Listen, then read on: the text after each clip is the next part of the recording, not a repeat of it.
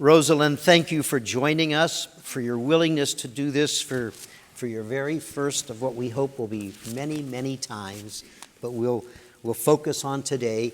You have... It's just... No, it's good. That's good? Okay. You have so much to share with us, and we have so little time, and I know we won't cover everything, but we'll cover as much as we can. Is that better? It's off. Is that better? Yeah. Okay. Your mother and grandmother immigrated to France from Poland in the 1920s. Your mother married in the late 1920s, probably 1929. You were born March 1931. Your parents divorced when you were an infant. For the first several years of your life, you alternated between living with your mother and your grandmother, and for a period in a foster home. Tell us what you can about your family in those early years of your life. The first few years of my life were not very easy. It was very difficult, in fact, because it was the Depression. It was very hard for my family, who were new immigrants in France, and they needed to find work. So the problem was I was very often bounced from my grandmother's place to my mother's, and also some foster places for on and off.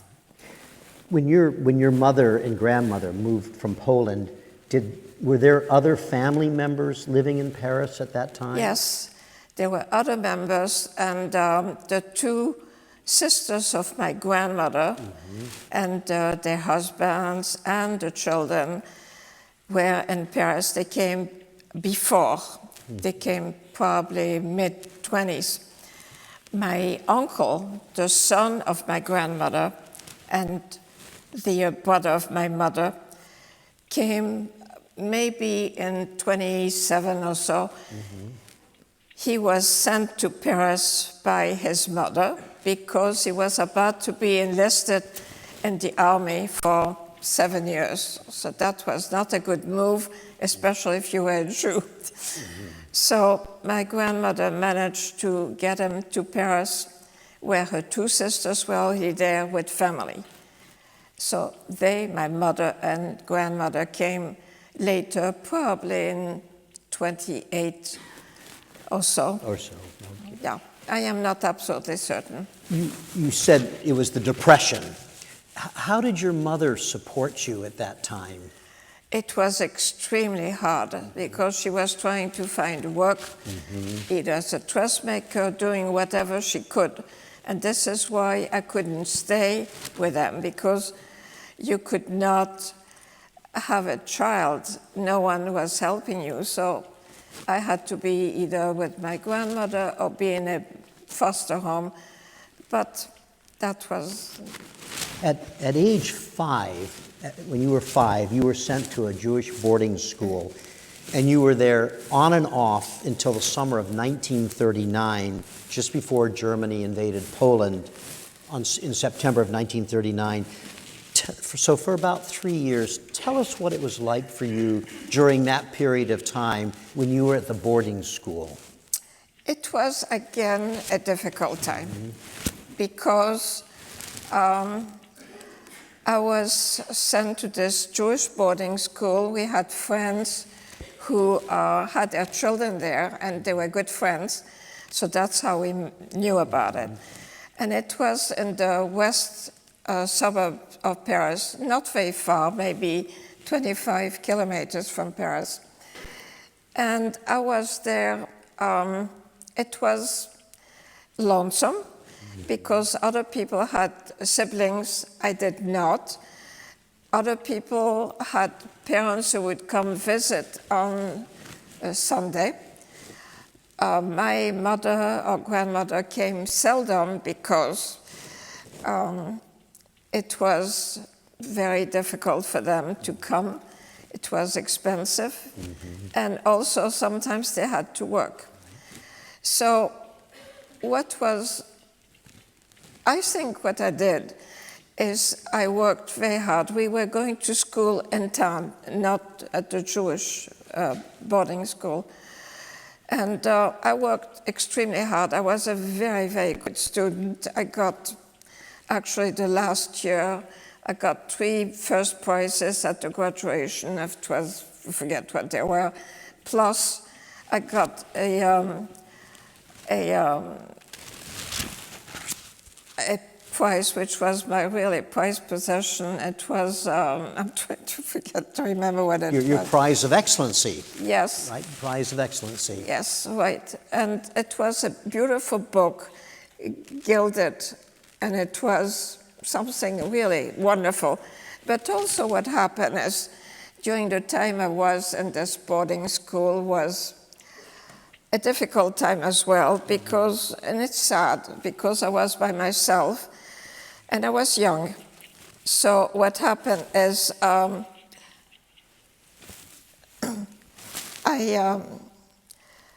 Sundays, parents used to come to visit.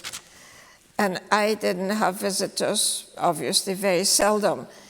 And there was, in the kitchen, they usually asked for volunteers to help with doing dishes. And of course, there were not too many takers on Sunday because their parents would come. But I was very interested in going, so I would go to the kitchen, except they didn't want to get children who were under 6. At that point, I was 5.5. So what happened is, one day my mother came, finally in this beautiful park. She walked in, someone got me out to see her. It was so wonderful. And instead of jumping up and down with joy, the first thing I said to her is, if anyone asks you, please tell them I'm 6. How old am I exactly? She said, you are 5.5. I said, don't say that, I'm 6. So. Rose-Helene, you had said that your mother and grandmother couldn't come and visit you very often, but your mother was there when you got those awards. And so. No, when I got, well, this was the last graduation in July of '39. And as I said, she came for that because it was very important. Right. And I got these prizes, and I got this book, and it was the prize of excellency. So she was extremely proud, telling all the people, that's my daughter on the stage. But that was my prized possession, which I'll tell you later what happened to. Right. The full impact on France of the start of World War II didn't come until May 1940, when Germany invaded France and other nearby countries. But you and your family were affected almost immediately when Germany invaded Poland on September 1st, 1939. You were evacuated out of Paris. Tell us what happened to you, your mother and your grandmother at that time. And as soon as the war broke out in September '39, I think the authorities were afraid there would be bombings, and they decided to evacuate elder people and children. So my grandmother and I, and also my little cousin, who was the son of my uncle, the two of us went with my grandmother, and we were evacuated to a place called Savigny-sur-Bray. And we were there, we went to school there. It was a normal kind of thing, but we were away. We were away from Paris. Of course, there was no communication, no telephone or anything like that, so the family didn't know what was happening to my grandmother and the 2 children. Mm-hmm. So eventually, in May of 1940, when the Germans started to invade the northern countries, they started actually with Belgium. Mm-hmm. And there was a huge amount of people crossing our village because they were fleeing. And then we had to give them whatever we had, a little water, a little bread or something, and they were going south. They were just terrified. Then it happened, people coming from Paris as well, from France, northern France. My mother had decided to come and visit us, And it just so happened that there was a bombing, and she got a shrapnel in her foot, so she had to get to a doctor right away. Most of the doctors had fled. There was really nothing, so we had to get back to Paris as soon as possible. The problem with that was it was really getting totally chaotic, because you had these huge crowds coming from the north, coming down from Paris and from other places. And they came on foot, on bicycle, and then you had the other ones trying to get back to Paris, which was the case for my grandmother and myself. And it was really a chaotic way, because you may have seen films where you saw huge crowds and horses with wagons and cars which didn't have gasoline anymore, which was loaded with things which were stuck. Plus, as we're trying to get back, there was as well bombings. The British and the Germans were bombing.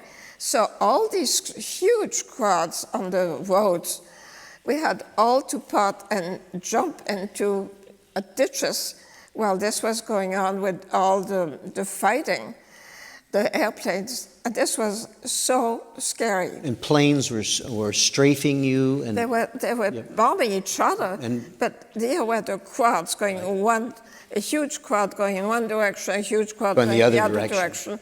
No one really knew where they were going. We were going back to Paris, at least we're trying to. And so somehow you made it back to Paris. We made it. You made it. Eventually we made it. I don't remember how, but we made it. Mm-hmm. So we went back to Paris, and eventually my grandmother and cousin came back. And then... When you got back to Paris, once you were back there, the Germans were already in control of Paris. They were already in Paris. They were already there. And they immediately began imposing severe restrictions on Jews. Tell us some of what those restrictions were. The restrictions were, first of all, Jews had to register at a police station.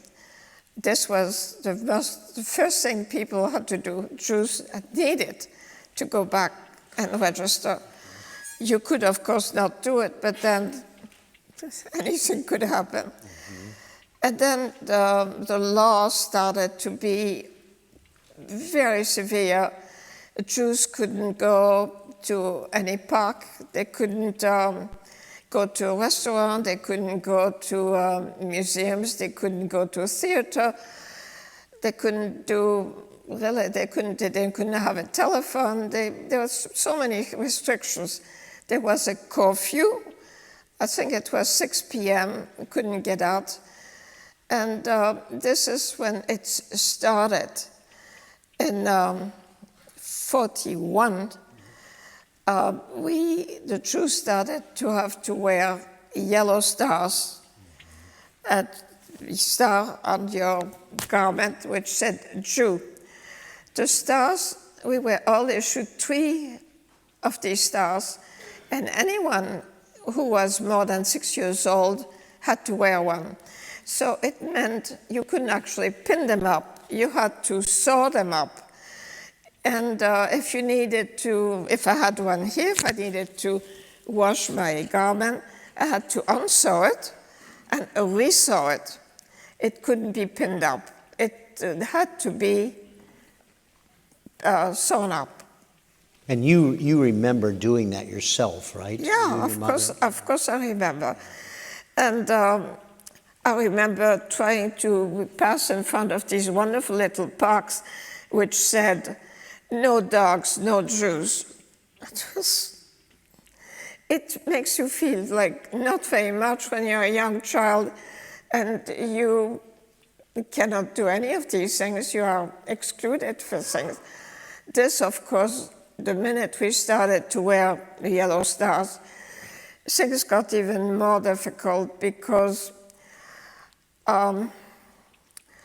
some people were pretty nasty and started to call you names like dirty Jew, and also the equivalent, I think, of dirty kike, you pin, which was really so demeaning and so scary as well. So when you went back to Paris, for a while you were able to go to school. I went to school. And when did that come to an end? When did schooling come to an end? I stopped going to school in July 42.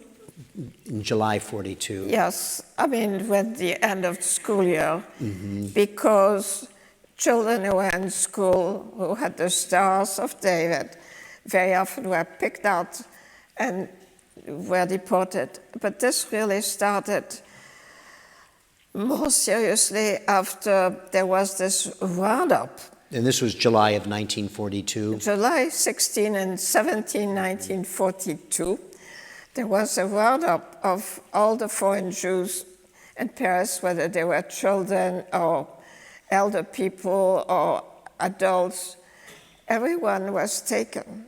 So it was no discrimination, except the French Jews were not deported yet. Their time came later.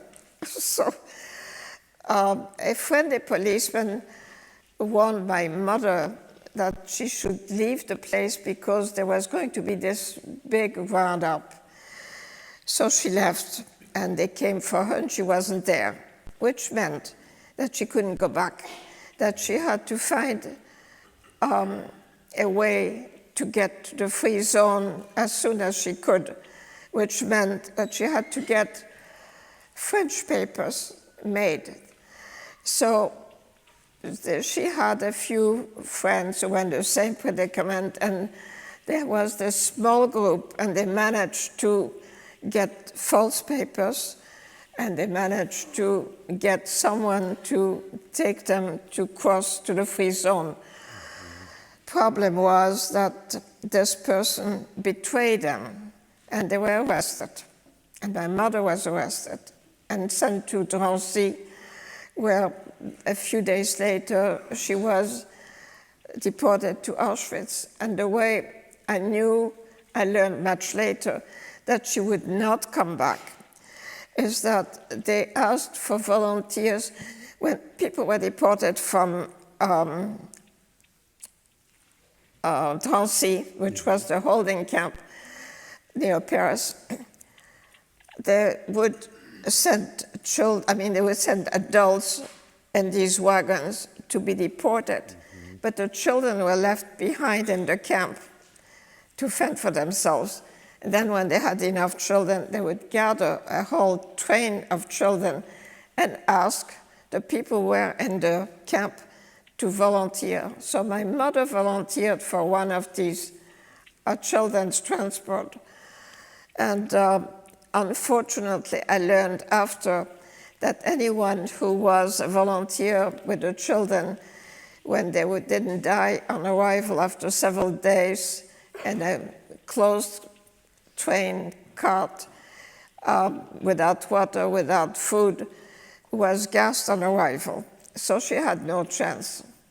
At that time, Rose-Helene, you learned that she had been deported, but you didn't know what had happened to her at that time. We learned about this fact because we had some friends living in the same building. The woman had been arrested, and she was in Drancy. Eventually, she was so terribly sick with tuberculosis that they sent her back. But she saw my mother, and she saw that she volunteered, and she saw that she was in a wagon with children. So that's how we learned. When your mom, when she left for Vichy, her intent was to then send for you and your grandmother, but with her gone, you then stayed in Paris for the next year under very severe circumstances. And if I remember right from what you told me, yes, your grandmother did not leave your apartment for a year. Yes, we moved to my mother's apartment because we felt, since my mother had been arrested, no one would come again to try to get it. Besides, we bribed the concierge to say if anyone came that there was no one in the apartment because the person was already deported. So my grandmother was there for about a year until August 43. And I was in charge of doing what needed to be done. Like getting food. Like getting food. We had Russian coupons, and it was not much what we got. But you had to stand in line for about anything. And sometimes, by the time you got there, there was really nothing left.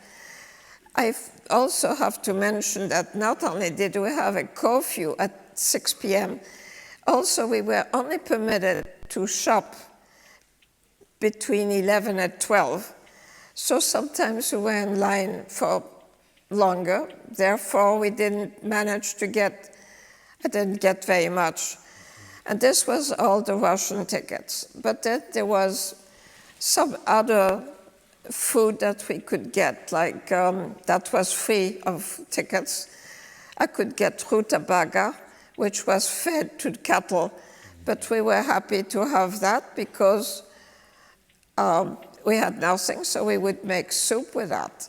I believe you could get onions free I mean, you paid for it. Without ration without cards. Russian coupons. But And there was one thing that we also were able to do is we could get fish. I mean, we didn't get fish. The heads of fish were sometimes sold, but no matter what you did, you had to sign up and you were on a list.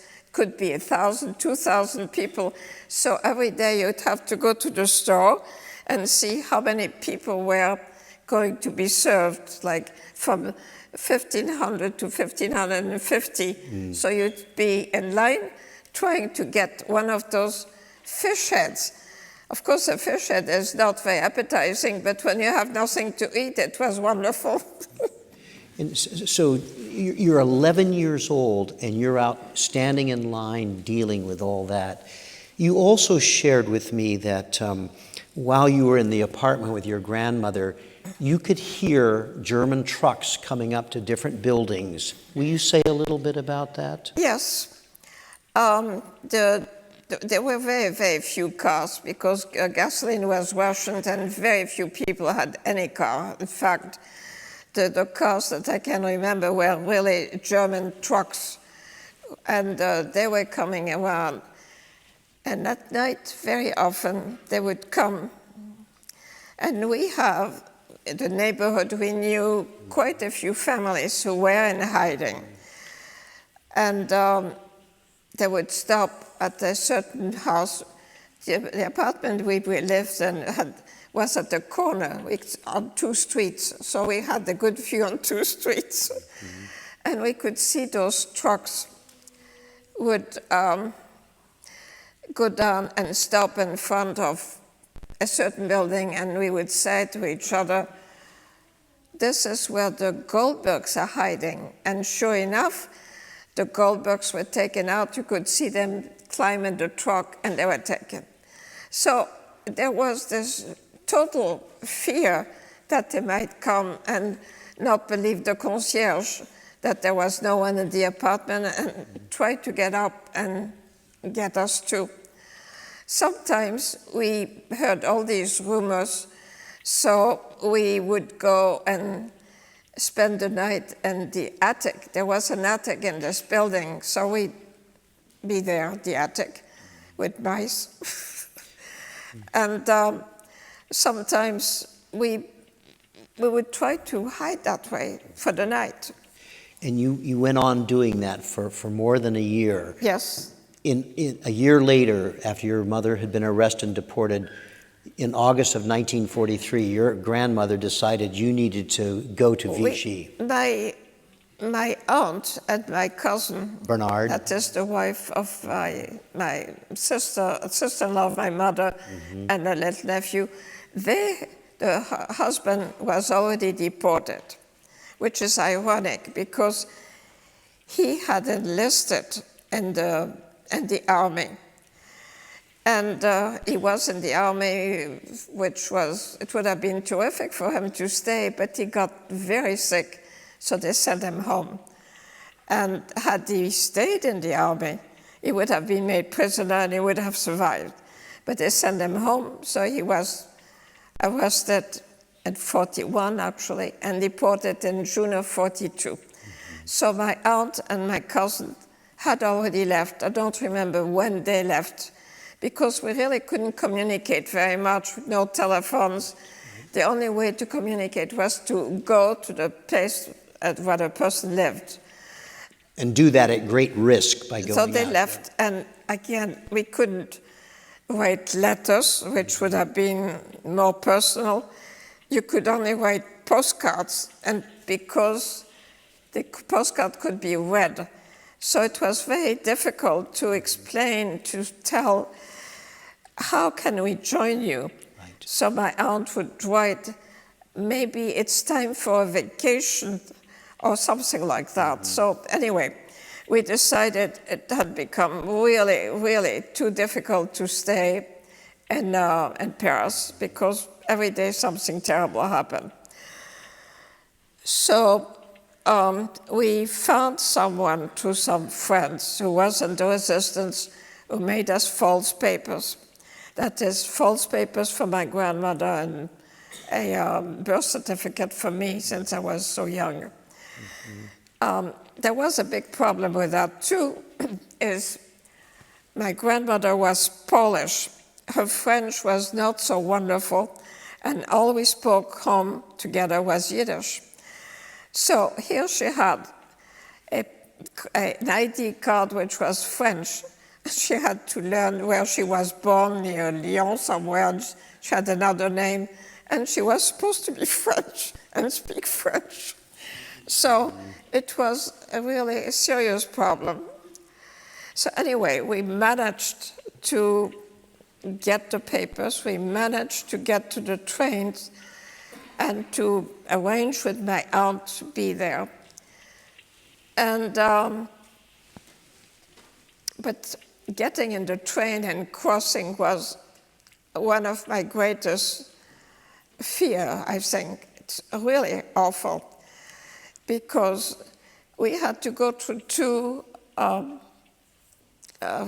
checkpoints, two different checkpoints. Two different checkpoints. You had the German, when we left Paris, the German checkpoint, and then to the French checkpoint when we got to the free zone. And they would come, and this was an overnight train. So I made arrangements with my grandmother. I think I decided at 12-year-old I was in charge. I told her that it would be better if she slept. She made believe she slept, and I would take care of the papers. And that's what happened. So the German police came, and I was pretty shaken. I was really afraid. And I explained to the German policeman that this was my grandmother and she was asleep, and please don't wake her up. How did I have to do that? I don't know. But it worked. And then the next checkpoint was French one. Same thing happened. It was, I had to explain this again, although I was so terrified. But it worked, I guess. A little girl, an old woman sleeping. Okay, it worked. So we managed to get through, which was wonderful. But I think I was shaking so much after that. I was so terrified. Rose-Helene, when I met you and you told me about this, it became very clear that you had been through many, many very frightening experiences. But you said about that crossing, I was so shaken, I don't believe I've ever been more scared in my entire life than that particular time as a 12-year-old girl. I think it's about right. I don't think I was ever more scared. The burden was entirely on you. But you made it, so now you're in Vichy, France. Where did you go from there? We went to join my aunt, who was living in a place called Saint-Jean-de-Moiran.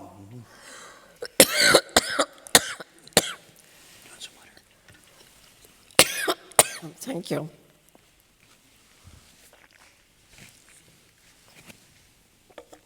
Thank you. And but we couldn't stay with her because it was like Hamlet where she was, and she was with her son, and there was another lady who was there whose husband also had been deported, and they were all hiding in this place. So we arrived, and we had to find another place to be somewhere else. Finding a place was not an easy thing at all. And also we had to be careful not to be too suspicious, because when we left with 2 little suitcases, one each, not knowing if it was going to be for a month or for a year. And again, we couldn't go with big suitcases. Besides, we didn't have that much. So we had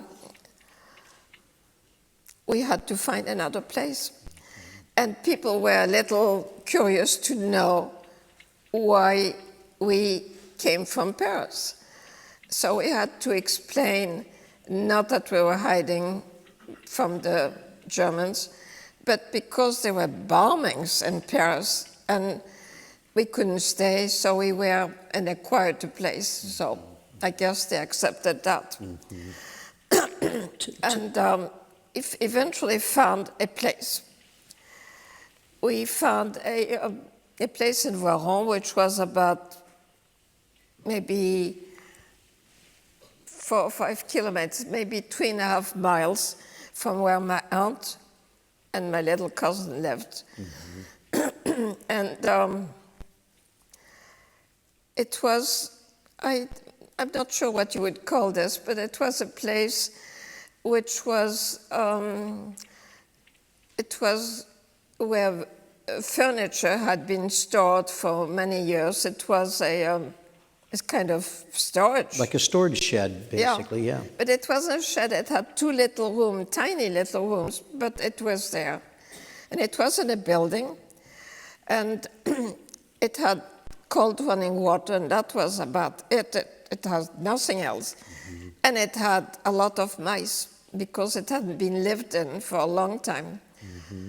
So we had absolutely nothing. We needed something to cook, and we needed a stove. So we had to find, through my aunt who knew some people, someone to lend us a stove, someone to lend us some cooking things, a bed. We didn't have a bed. We had nothing. So it was not a bed. It was just a spring something on which we both slept. And it was also, once we got there, we had to start our bargaining, because also we had no money, very little money. So I had to find something, I had to find something to do to make a little money. And my aunt knew the person at the little grocery, tiny groceries in the country, and they needed someone to help them because the husband was a prisoner of war. And this lady was very sick with tuberculosis and had a little girl. It's a miracle I didn't catch it, but anyway, so she needed someone to run this little grocery. And so I went, and she hired me. So again, you're 12 years old. 12 years old. And I was in charge of running this little grocery, taking care of all the coupons, all the ration tickets, and also trying to see what, there was no fresh vegetables, but it was all the other stuff. It was a very small grocery, and it was, I had to go also to get all the things back to the grocery store, like a box of cookies or whatever it was. And of course I had no way of doing it. So the woman who hired me lent me her bicycle, plus I was living like 3-4 miles away. So I had a bicycle to go get stuff back to the grocery store and also to get back and forth to my home. To your home. And when I used to go back at night, nothing was lit. It was dark. The roads were completely dark. And I had to drive. Plus, this was a mountainous place. It was the foot of big mountains, so it was even more difficult to get there. But I did it for a number of months. And Rose-Helene, you mentioned that you had to get a hold of a stove, but there was no coal to be found. No. So how did you get heating? Once we got the stove, we had to make it work because we had nothing. The only way was to go several miles to the woods and try to find branches or pieces of wood and drag them back, these big branches, and we had to buy a handsaw to saw them up to make them fit in the stove so we would have something to cook on. And also a little heat because it was cold there. So we did that, and that was not easy. And also we didn't have that much wood, so in order to conserve the wood at night so the fire wouldn't go out, when we had vegetable peels or anything, we'd dry them in the oven and put them so it would smolder enough that the fire wouldn't go out. Overnight. Yeah. And this place also was full of mice. And that was absolutely awful. Are you going to tell us about your dress? Yeah. Okay. When we didn't have anything to store what we brought, and I had a prized possession, which was, we got a wooden box in which we folded all the clothes we had brought. Not much, but it was in a box, wooden box. Before we left, we had a blanket, and the blanket, there was a dressmaker in the building where we were hiding in Paris, who made me a dress, a warm dress out of the blanket, which was wonderful. So this was my prized possession. So we had this box in which we had put all our clothes, including my dress, folded up neatly in that little wooden box. The problem is the mice liked it very much, and they made a huge hole in the middle, so I couldn't wear it anymore. And my warm dress in the mountains was gone. Now, you said that was catastrophic for you. It was catastrophic because I didn't have much clothes. Rose-Helene, you also, besides having to go into the woods to find bits of wood to use for firewood, you also had to go and find food. You and your grandmother would go do that, get chestnuts, you would get walnuts. Right. But at some point... What we also did to supplement our food was we would go to the woods. This area is famous for chestnuts and for walnuts. But chestnuts we could find in the woods along with the branches. So we would go to the woods and try to find chestnuts, and they were in these prickly little things, so you had to open them to take them out and bring them back. So we had a little food when we cooked it. And as far as chestnuts, those were in gardens of people, so obviously you couldn't go out and take them. But very often they overhung on the road, and what was on the road and what fell was for me. It's for you. Rose-Helene And is... there was another thing too. You know, I was telling you about mice. We found someone who was, we couldn't live with this. It was just awful. So we found a person.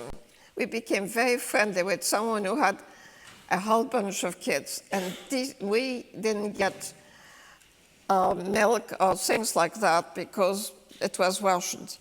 I got maybe a cup of milk every 2 or 3 days. I forget the rationing was.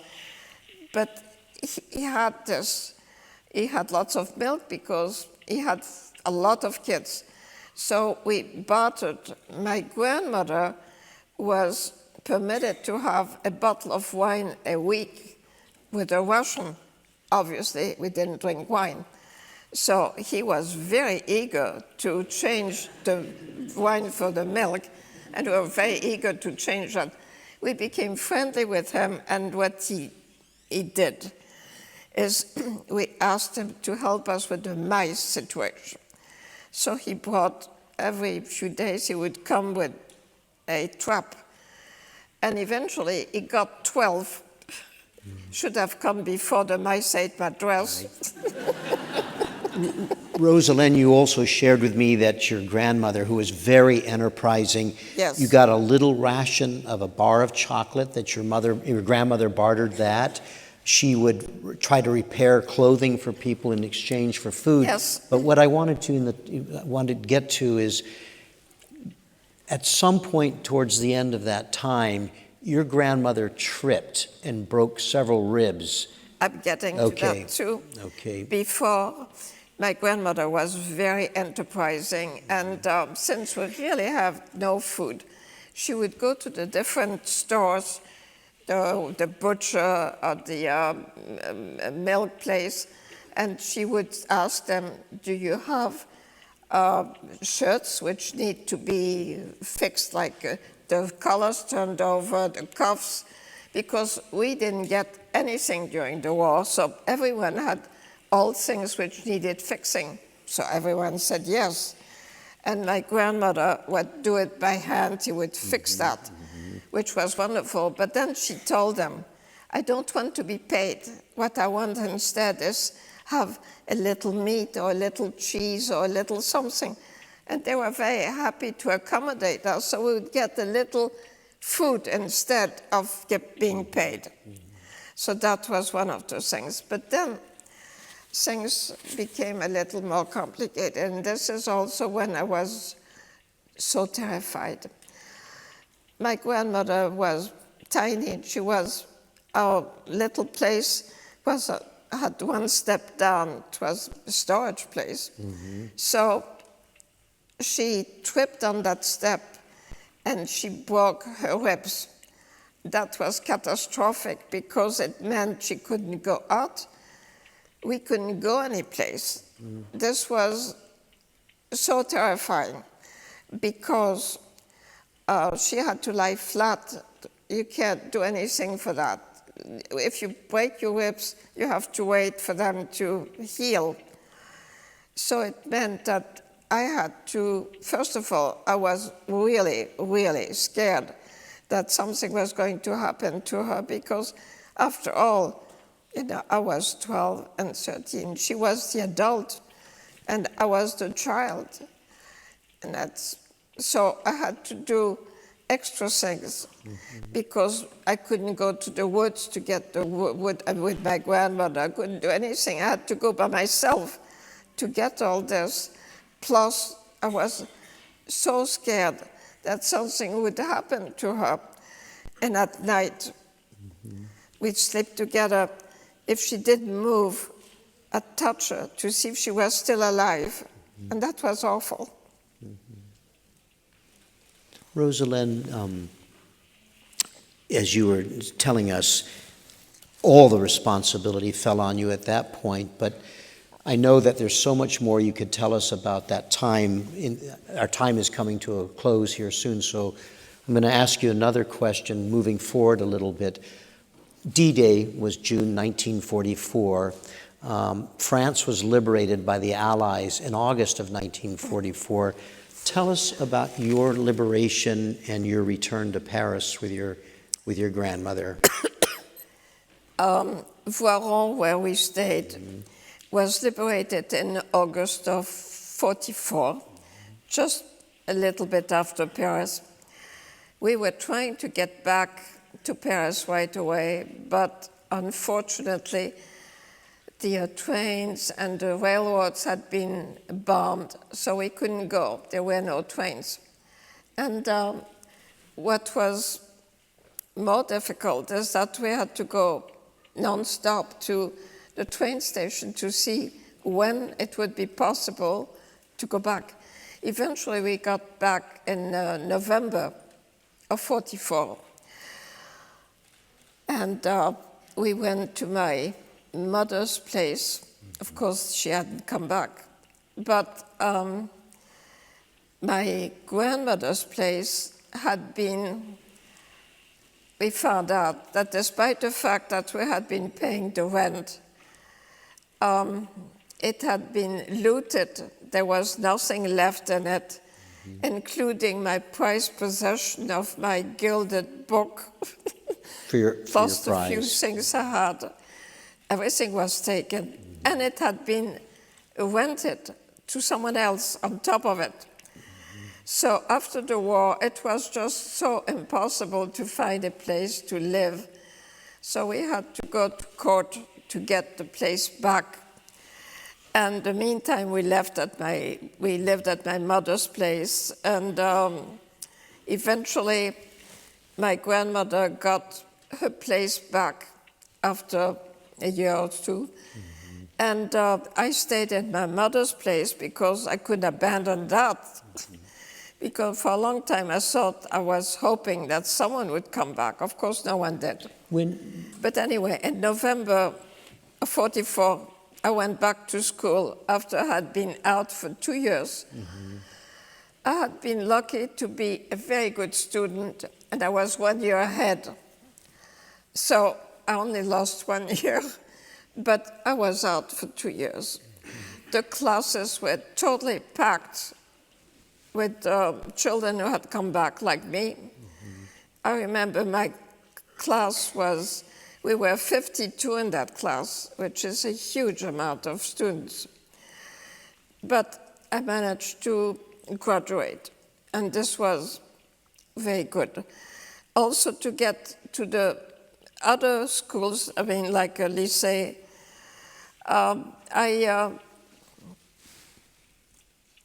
I had to go to, there were competitions, there were very few seats to them, which I got. I went through, no problem. And I could only go for a few weeks. I realized I couldn't go. I had no money. I had to work.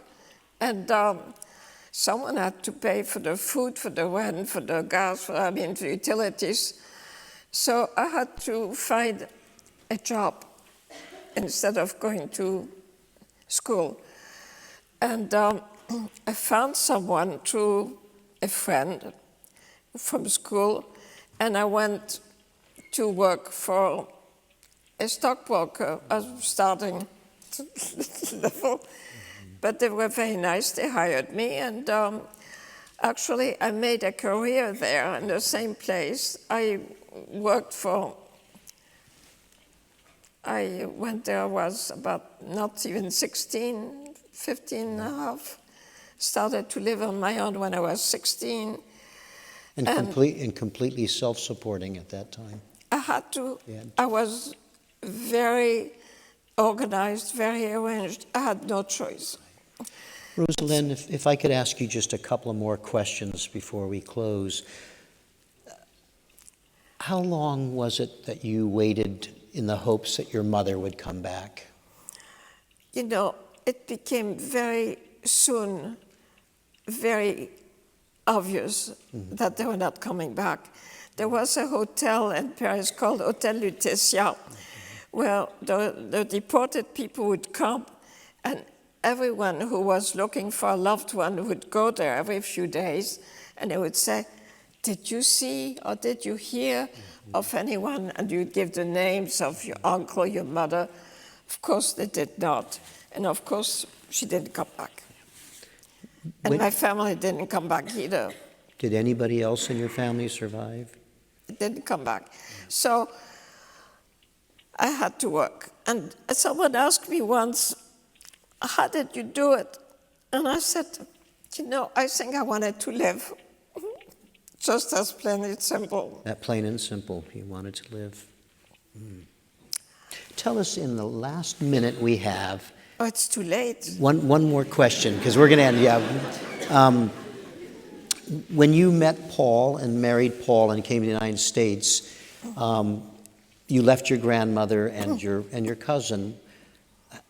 I must say that after I started to work, I really tried to make myself a normal life. And I had courses, what do you call that when you take? Correspondence courses? Correspondence courses, in order to get what I didn't get normally as I was working. And then little by little, I started to crawl out of this big hole in which I was. And finally, I got a nicer apartment. I belonged to a wonderful club. I had terrific friends that I made.